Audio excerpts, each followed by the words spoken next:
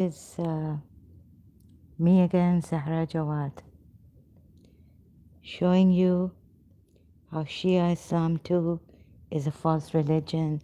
I've had some uh, deviation, what do you call them, trolls or things, people, sorry, not things, something, someone. I don't know if he's a Hindu or a Shia or a Muslim, but let's leave that aside. They took my time. Uh, there's going to be a lot of this thing, what do you call it, against me doing this. Gurus want themselves to be in the forefront to help save the world, enlighten people. They wouldn't want me to be here, the Hindu gurus, because, I am against false gurus, and there are lots of them in India. This is not a propaganda. Through experience, I can tell you that neither yoga nor meditation nor being with the guru has helped me much. In fact, it's it's kept me sick, ill, and all that. So 40 days Sadhguru gave for that meditation long time ago, free online meditation. It didn't work on me.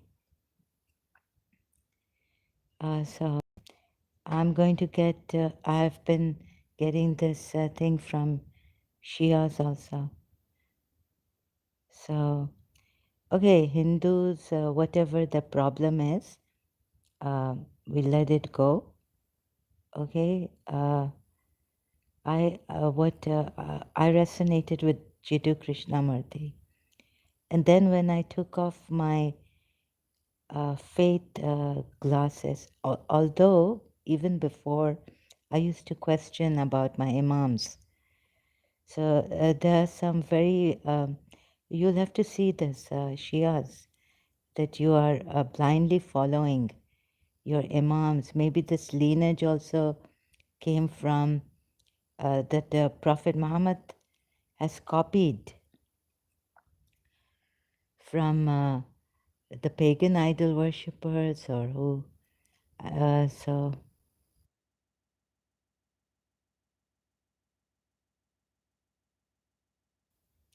yes, doesn't feel right. I'll give you some examples from this book, Imam Jafar al-Sadiq's Contribution to the Sciences by Hasnan Sachedina.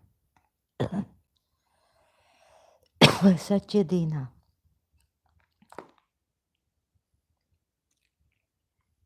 Imam Jafar al-Sadiq. Okay, he's the sixth Imam. He was the sixth Imam of the 12 Shias. Savior of Shiaism.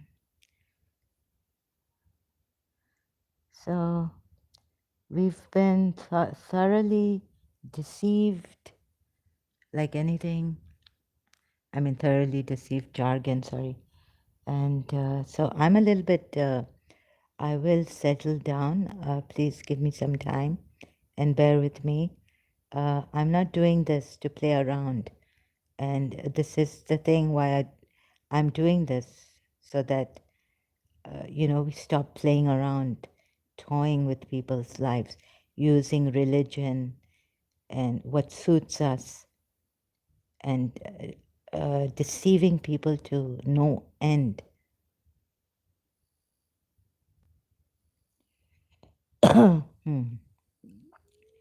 Biological studies have gradually proved that every group of cells in the human body knows whatever is knowable from the beginning of the world till today. Then why do we need the messengers?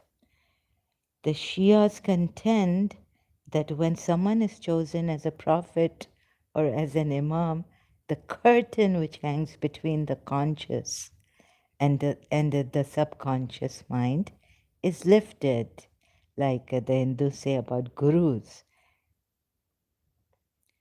is lifted, and he can make use of the knowledge which is stored in his subconscious mind. But we have to be, oh, well put, Shias.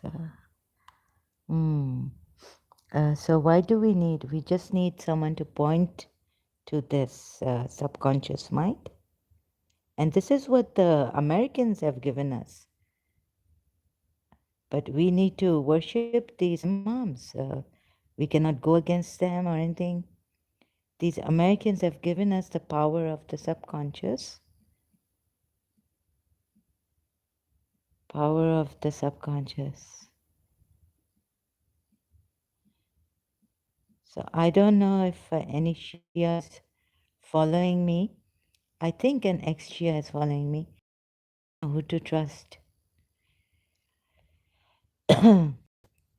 Because there are some Shias that would be against this, what I'm doing. And will try by hook or by crook to, make me not do this. By even faking that they are ex-Shias and all this. So I can sometimes detect the treachery of a treacherous person. Although like for instance, this time what's his name? Sanjay Sanatan came. So I give you time. I go with your demands. But you know how you people take advantage of everything, undue advantage of the innocence of people. So there'll be many coming here, even Shias, faking it as ex-Shias, and you can make your ID as a Hindu or whatever. So you see the power of the subconscious mind and all this. But the imams took over. The Shia imams took over. So I lost my, you would say that this is, I should have, I'm going to pause.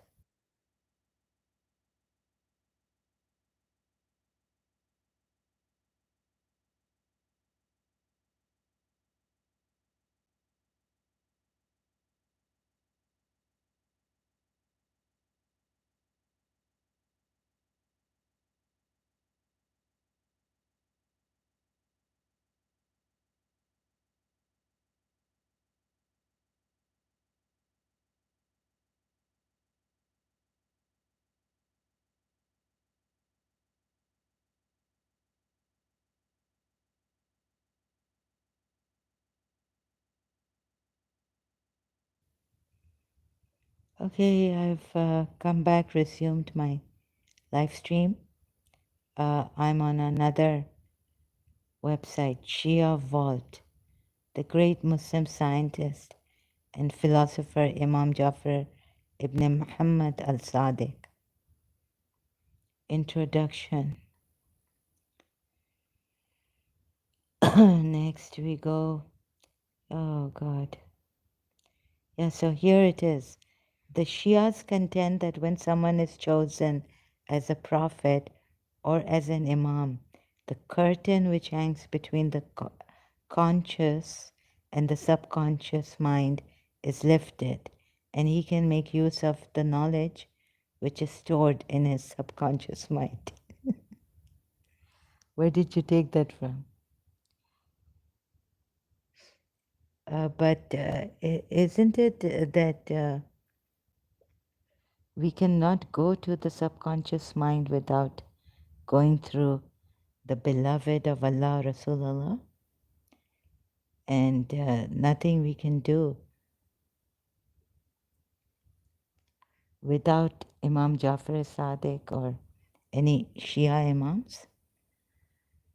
If this was true, that the then shouldn't we, if just taking this, right, the curtain which hangs between the conscious and the subconscious mind is lifted, and he can make use of knowledge which is stored in his subconscious mind.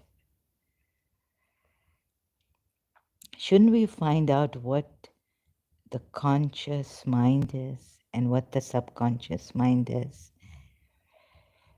and how to lift the curtain? What is this conscious mind and what is the subconscious mind? Why have the Imams not defined what is the conscious mind and what is the subconscious mind? What are the thoughts that come? Are they shaitan? Is it a satanic whispering? So you have to be very careful because you see here we have also Najul Balagha, which then Imam Ali has defined what Najul Balagha. Now the Shias will be very, very angry at me. Who are you? Who? I was expecting my Imams to uncover this curtain, but they didn't. So like in the Bible, I will praise you, O Lord, from some Psalms that you have helped me and all this. I found a Psalm which goes with what Imam Ali, what Rasulullah and Imam Ali had done. Psalm 118, like I will praise you. So I'll show you the Psalm too. See, I'm not playing tricks or I'm not against this religion because of my ego. But I came here because I feel there's an urgency to show you. I've been through so much. Just now, some time ago, I've been deceived, I feel. So I don't want to waste any more time to show my Shias that you need to, instead of concentrating on what the Hindus are and complaining against them and that they are also dishonest and this and that and India is in shambles and in poverty and all this, we should see ourselves. Okay, this too, right?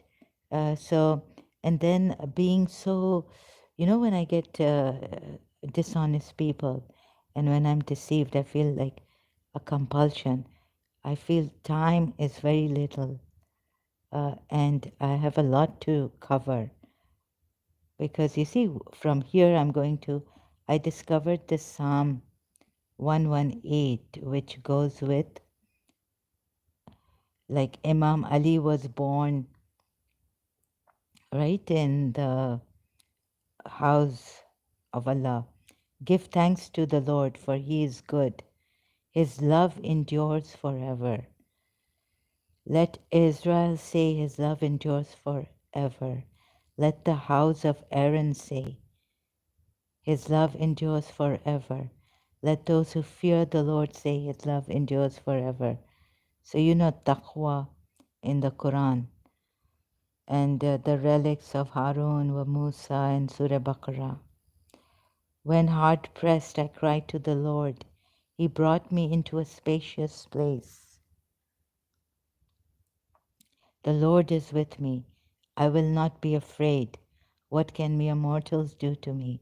So this way I would praise the Lord, and that His love is the greatest. His love endures forever. It is better to take refuge in the Lord.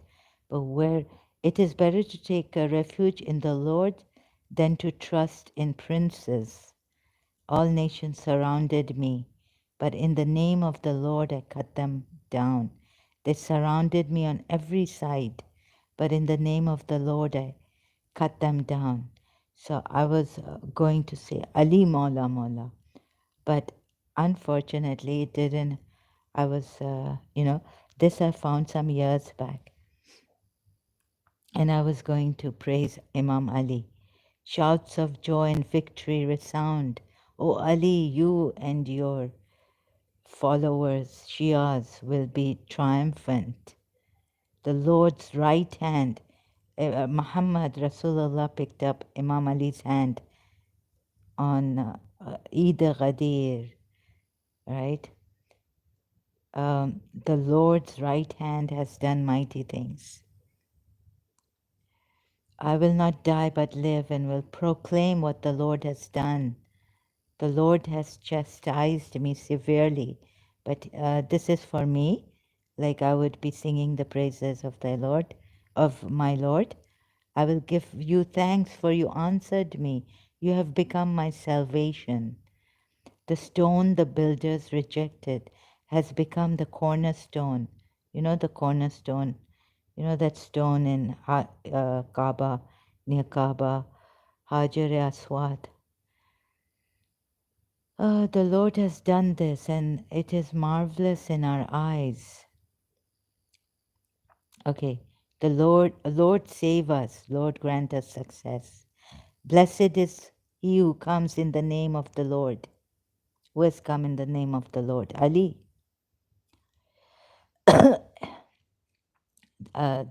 Another name for God is Ali, right? From the house of the Lord we bless you. Who was born in the house of the Lord? Ali.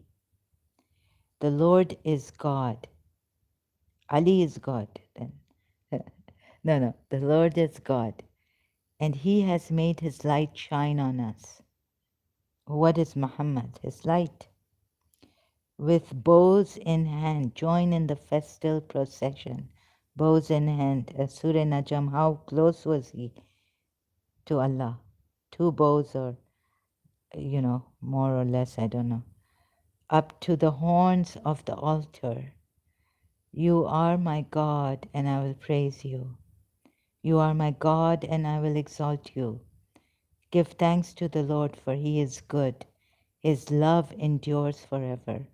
This love in Surah Ibrahim, Abraham prayed that may the hearts of those who are righteous people turn here to this place. So you can read Surah Ibrahim. So this had signs of Imam Ali, and I was very overwhelmed when I found this maybe several years back when I came to Dubai. Okay, and then we have the Najl Balagha. So again, Shia of Imam Jafar Sadiq. Oh, here it is. So I'll go here. Thank you, al-islam.org, which hangs between the conscious and the subconscious mind. I am sharing my thing. So what is the conscious and what is the subconscious? When they tell us what the conscious mind is, what it contains, and how to go beyond this, or to just drop the curtain, like Mujiji has done, or like when I was contemplating in Karachi, right? Sorry, excuse me, I was just seeing everything is fixed here. So my hand just hit the mic. I hope there's no sound. Sorry, I've been ignoring my other channel. I don't get any coming there. I don't see anyone. So I'm on the channel 1 of mine on YouTube, not channel 2. And before going on, I'll say that maybe I'll see how long this is, so that I can, uh, what I can do is download this live stream, save it, and then upload it on the second channel of mine on YouTube. So I'm getting, when I talk properly, like if I'm able to, there's this thing, maybe a Shia, maybe someone has restricted me through powers of spiritual powers, psychic powers. And I feel some jealousy and some, that thing for the Shias. You may have some sympathies for the Shias, right? And you bend, you are towards the Shias. So if I show you, then so words will not be coming to me because I'm being attacked and I don't know it. Like the distance mind control is there. So you'll have to bear with me. Because you see, no one wants their religion to be shattered and expose the lies, right? Very few. Because this religion has given you so much security, but has not shown you heaven. Although we say that Imam Ali and Bibi Fatma Zahra will take us to, they've promised us heaven, like my father used to say, no one has promised us heaven. Oh no. I thought about that, and no, people have promised us heaven, a paradise here on earth. You can have freedom, total freedom. So I think the nature, these people, Muhammad and his progeny, imams, his imams, have now jumped. So I cannot find okay, this here says that conscious and subconscious mind. So what can we do now? Even the devil is a good writer. What can we do? Praise due to Allah, whose worth. Okay, so I was reading this, and now you can see this.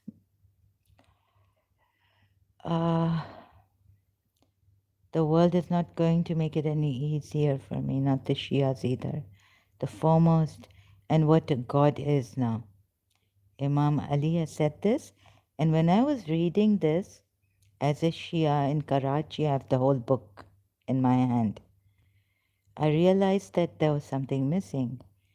That Imam Ali, they fail to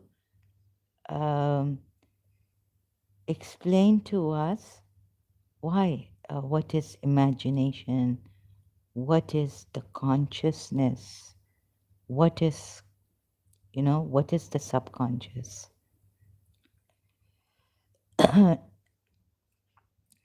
So I'm not very fluent or articulate, so I will be making some mistakes and very slow.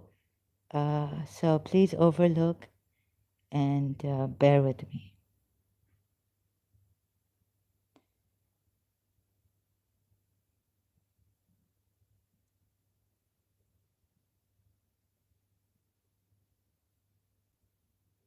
Oh goodness.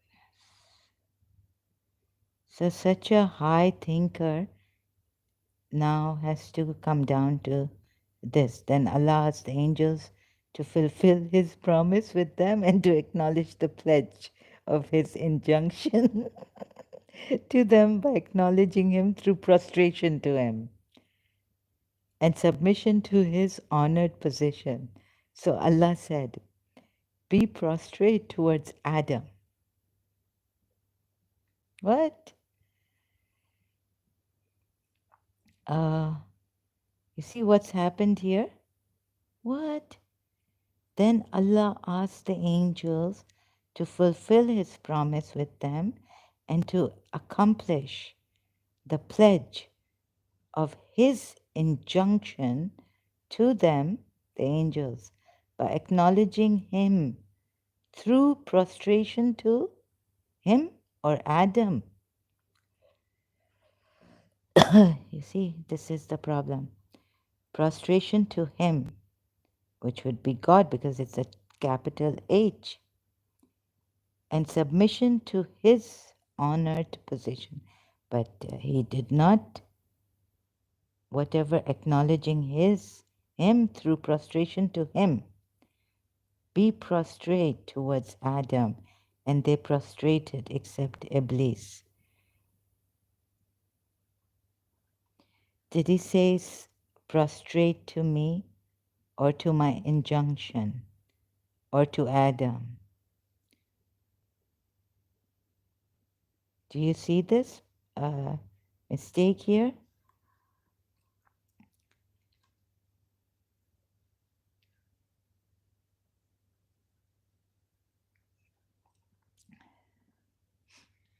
How will you know? You're going to miss out. You're going to be misguided. I want your good.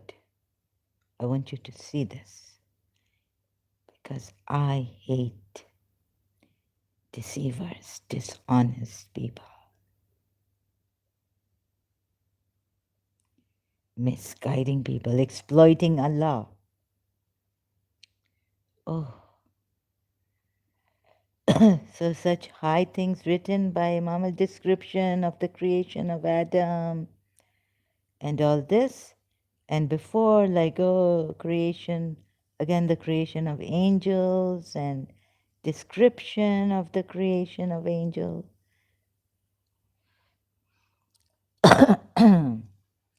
Please have a look at this, if the Shias would. Please, I know that if someone tries to correct something, we don't like it. It's like we hate it. You know, when our mother gives us medicine, we hate it.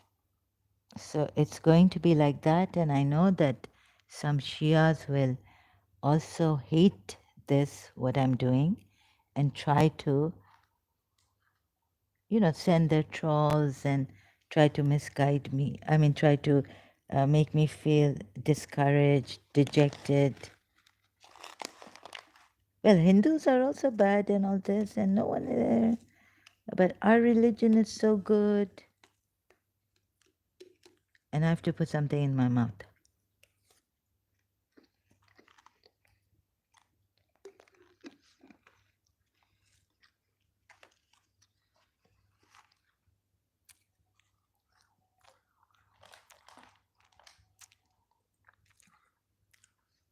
See, Allah had to ask the angels to prostrate to Adam. Why? When he's told man not to prostrate to anyone except me,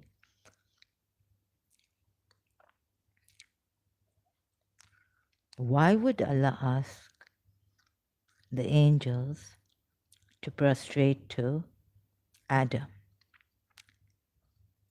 Shia Imam's explanation did not satisfy me. And I'll show you just by saying it. So I have to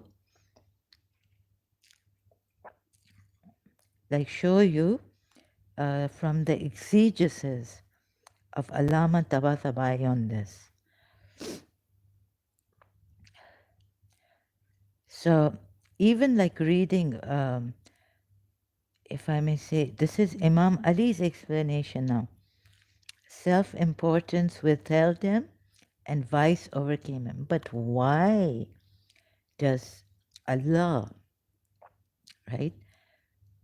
And then we go to multilingual Quran and M.A. Ali commentary, Shia sources. You can see for yourself. It's a very big thing I have to do. You see, when you're saying prostrate to someone, what are we told in Shia Islam? We are told not to prostrate to anyone because what? What's the reason? Not to prostrate to any created being.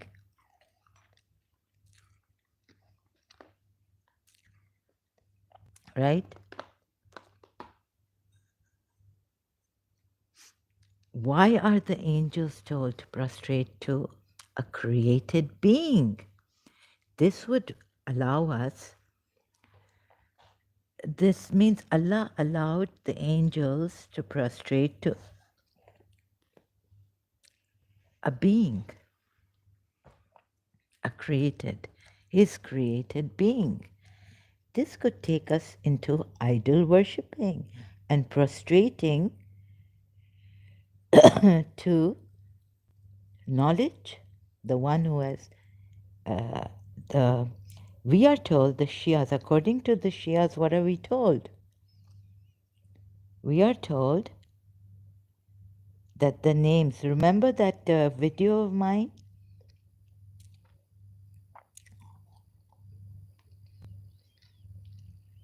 When Allah taught Adam the names, asked the angels to prostrate. What do the Shias, do you think we have missed something here? Look at it, pay attention. Please, I want you to come out of this deception. My life I've risked. Yes, that's me. I don't care. May I not care? No matter how much obstacles the Shias may throw at me. Sorry, I just, again, touching my mic that might make a sound. It can't be. There's a contradiction here.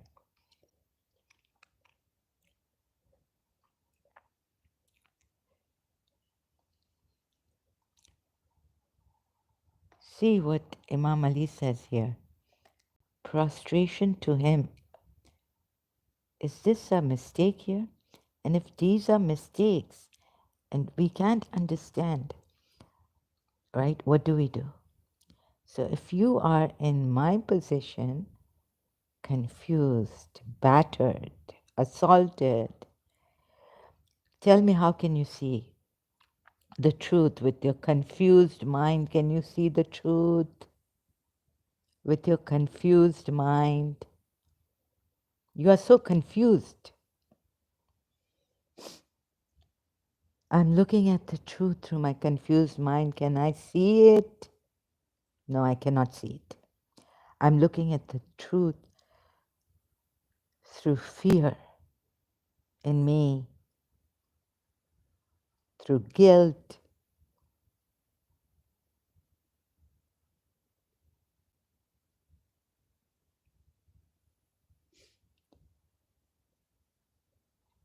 Please have a look at this if you are interested, and please don't come to me with anything, any smart act.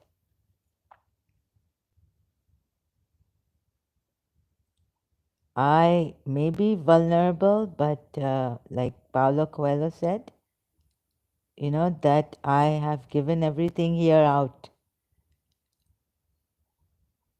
I am not naive. I know your tricks. I know your mind's tricks. Like Paulo Coelho said, I'm very aware of your tricks. Okay, this is not a majlis, Shia majlis. Satan, what is this? You see, all this is just leading you to blindly follow in a bigotry, in a dogmatic way. Um, and big ulamas have given explanations of this. Why Allah asked the angels to prostrate to Adam. Why?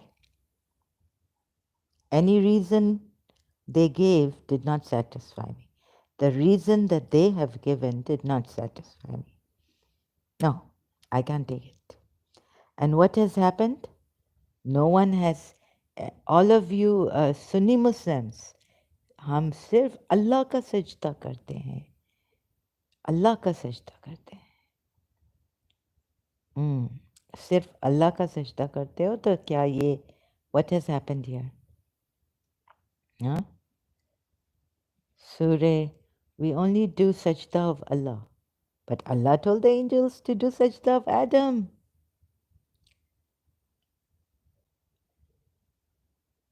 And here in Surah Yusuf, verse 101 or 100. Look at this. So the azan is on. I'm going to just, I hope it does work. Yani the live stream gets paused. So I'm going to pause my live stream. And when it's over, I'll come back. Thank you for waiting.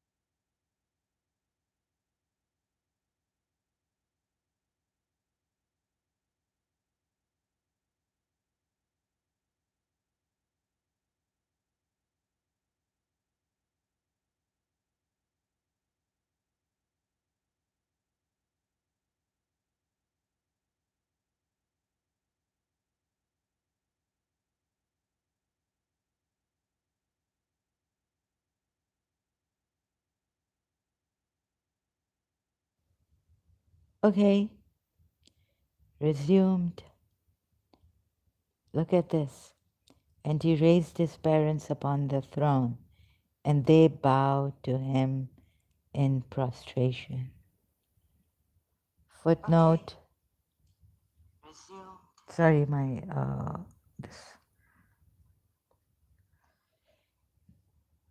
What does it say? That of greeting and respect, which was lawful until the time of Prophet Muhammad, prostration to any person or object other than Allah was then prohibited conclusively.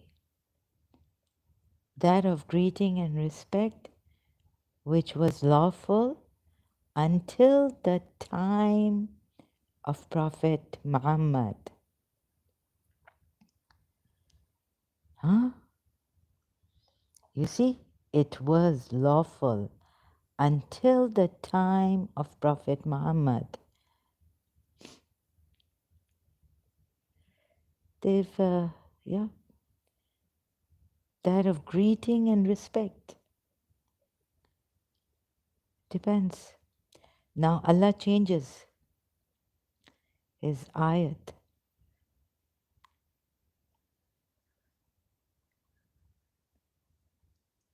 Now it's not lawful.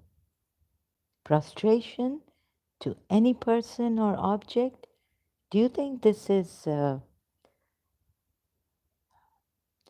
was Hazrat Yusuf? Who was Hazrat Yaqub? Now this law changes, which was lawful. This prostration,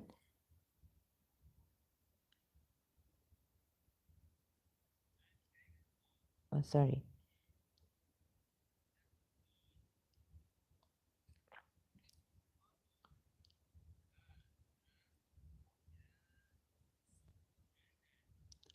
sujadan.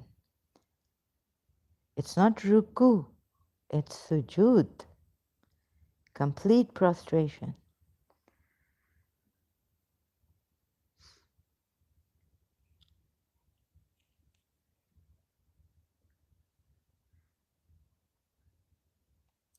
So footnotes, this is the Sunni source, explains that of greeting and respect.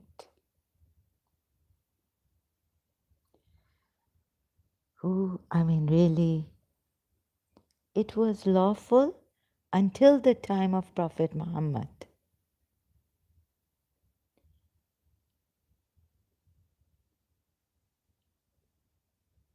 Then now, meaning now, prostration afterwards, prostration to any person or object other than Allah was then prohibited. See, now, that was then prohibited conclusively. Oh my goodness.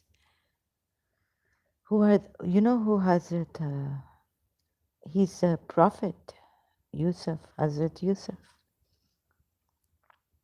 a godly man. What did they do? They prostrated parents. Oh, my father. So now Yusuf tells his father, oh, my father. Hazrat Yusuf tells Hazrat Yaqub, this is the explanation of my vision of before. What happened? The moon and the 11 planets, stars prostrated to me in his dream.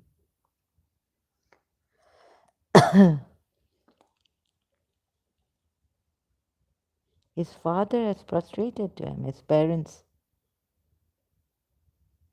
You're saying that of greeting and respect, which was lawful until the time of Prophet Muhammad. But now, prostration to any person or object other than Allah was then prohibited conclusively. It was concluded now. This means that this was the time of Hazrat Yusuf, Hazrat Yaqub, and his mother. Hazrat Yaqub And Hazrat Yusuf's mother, could prostrate completely. But now it is, until the time of Prophet Muhammad, what? Does this make sense? If you are blindly following this, it will make sense to you. The Imams will give you their explanation why Allah changes His laws. Why? He finds signs better and He changes.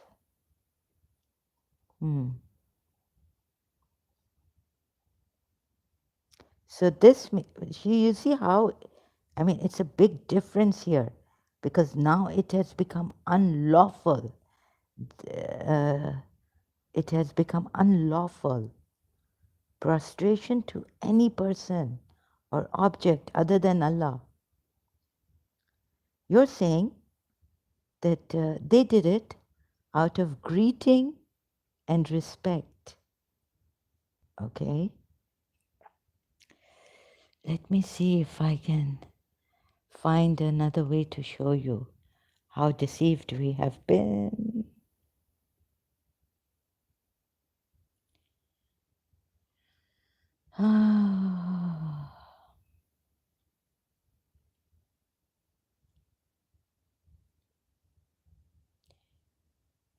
And you, okay, forget this. Bedouin life after Satan had induced estrangement. Don't you think Satan comes to even in the city life? Bedouin life after Satan brought, you hear from Bedouin life. Acha, after Satan had induced okay, brought you here from Bedouin life. Okay, made a mistake here. After Satan had induced estrangement between me and my brothers. So Yusuf has become a king. And they all fell before him in prostration. And he raised his parents up on the throne, and they all, this is Mufti Taqi Usmani translation. And he raised his two parents, or two fathers. See verse 6 of the surah. What? Two fathers? Upon the throne. And they, the pronoun is plural, not dual, i.e., three or more, collapsed, prostrating to him. Dr. Ghali.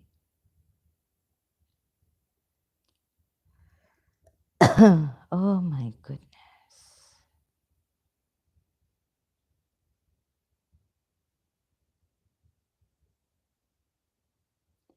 You see, generations ahead of you will be coming deceived by this religion. You don't want that. That of greeting and respect. Oh my goodness. So this is so, this is terrible, Shias.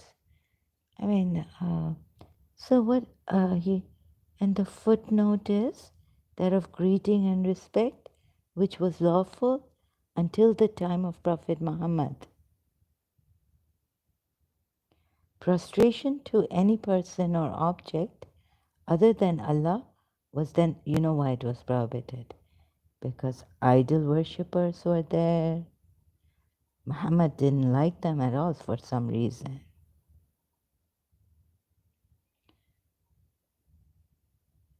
Prophet Muhammad didn't like them. This was their way to prostrate to their idols. He had to change it. Okay, so now from here What else do I? Okay, I'll show you here.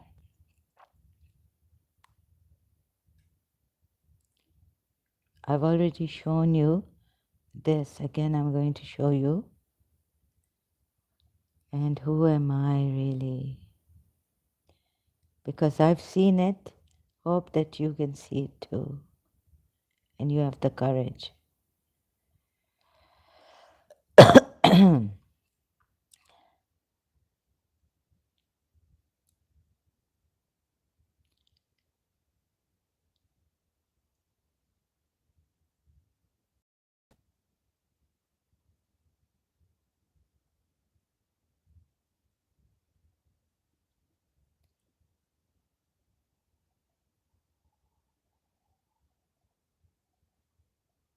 Imam Muhammad al-Baqir and Imam Jafar as-Sadiq knew that the Muslim world would be flooded with books of the philosophers of Greece and Alexandria, and that the Muslims would blindly accept.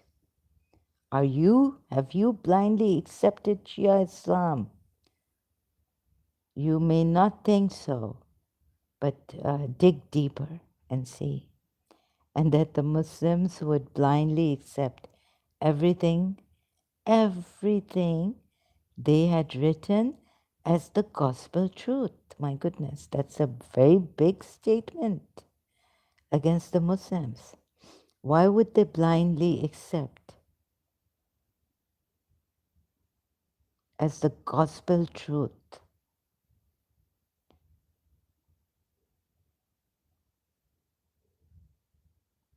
Because this religion made you also blindly accept, brainwashed you. So they know very well that the Muslims, not even most, but some Muslims would blindly accept everything they had written as the gospel truth.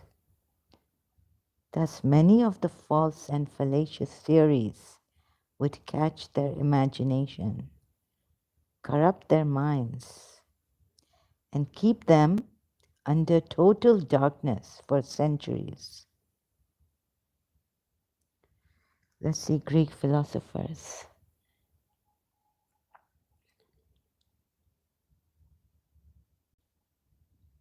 Who are the Greek?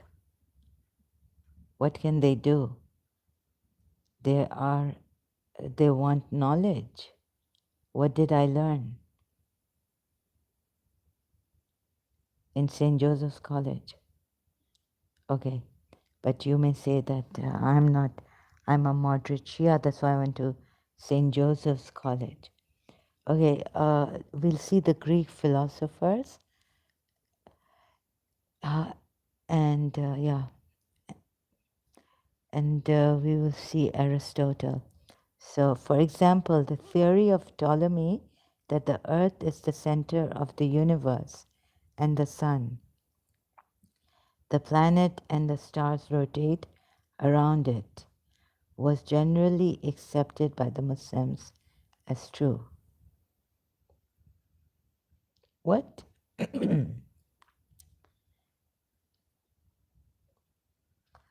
The two Imams, okay, let's see.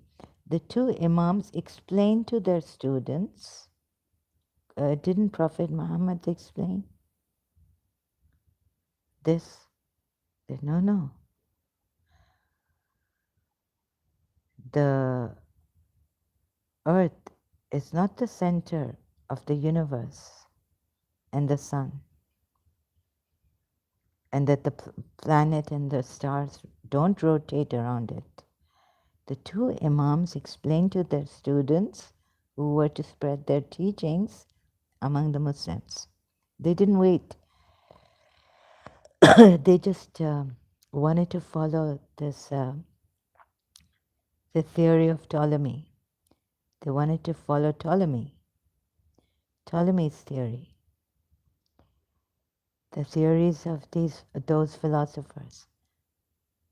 The two Imams explained to their students who were to spread their teachings among the Muslims the theories of those philosophers, pointed out their mistakes, and presented their own correct theories.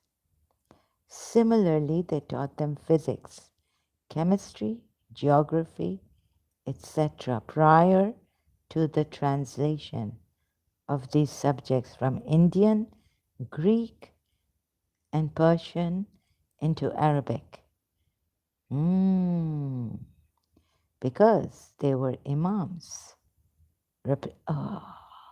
So this translation did take place, meaning these Muslims knew what was written in India, Greece, Persia.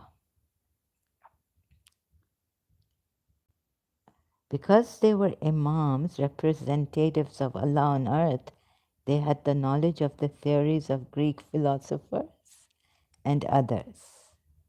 See, now they claim this, right? Oh my goodness. See, go slowly here. Shias, because they were imams, wait, similarly, they taught them physics. They taught them physics, chemistry, geography, etc. prior to the translation.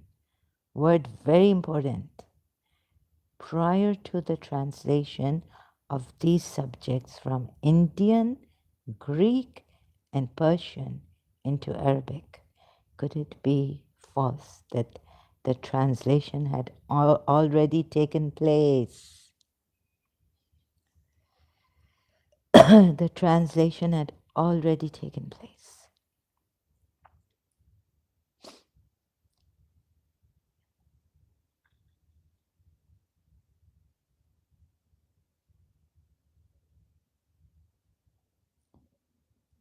Okay?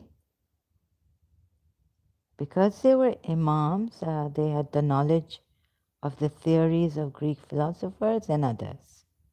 So they're saying because before the translation took place, they were imams, representatives of Allah on earth. They had the knowledge of the theories of Greek philosophers and others. So they tried to teach the Muslims that no, Ptolemy is wrong. The momentous intellectual awakening of Muslims witnessed in the 2nd century of the Hijrah was not due to Hellenic or other foreign influences, as some Western historians have recorded.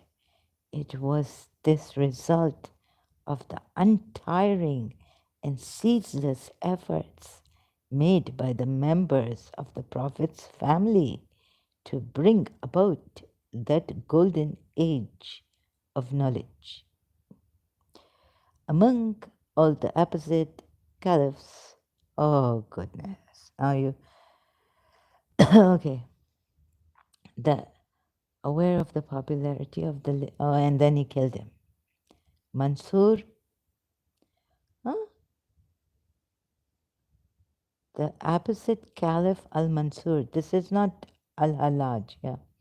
Al-Mansur was well aware of the popularity of the living Imam, thus wanted to kill the Imam. I just skipped some.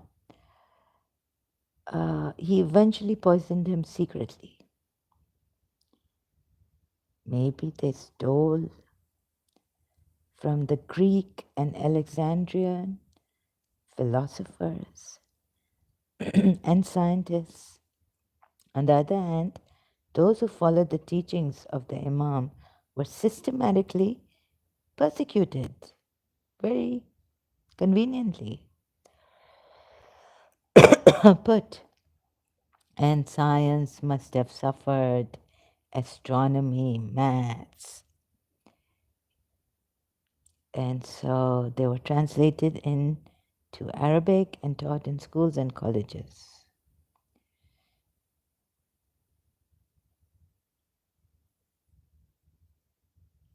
Wait a minute, something.